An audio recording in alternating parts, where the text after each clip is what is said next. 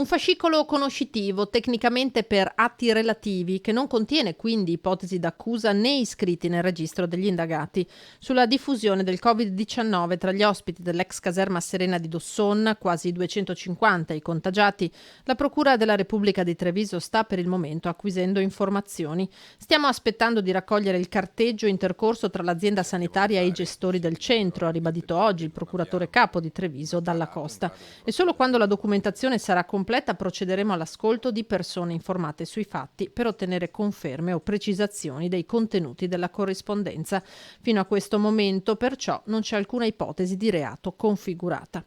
Mercoledì verranno ripetuti i tamponi sugli ospiti, intanto oggi sono arrivati gli esiti degli accertamenti sui 2 poliziotti sottoposti a tampone dopo che un agente della questura, in seguito all'arresto di un migrante all'ex Serena, è risultato positivo. Sia i test su di loro che sui loro familiari hanno dato esito negativo. Il sindacato di polizia FSP, che per primo ha denunciato il contagio del poliziotto a Treviso, ribadisce la situazione di grave rischio che si vive quotidianamente all'ex Serena. Come appartenenti alla Polizia di Stato veramente ci auspichiamo che la dea bendata venga a baciare i poliziotti che sono lì in servizio. Il segretario Armelau va oltre, avanzando una richiesta ben precisa. In questa caserma Serena il 75% degli ospiti è positivo al Covid-19. Per questo a gran voce chiediamo che la caserma Serena venga immediatamente chiusa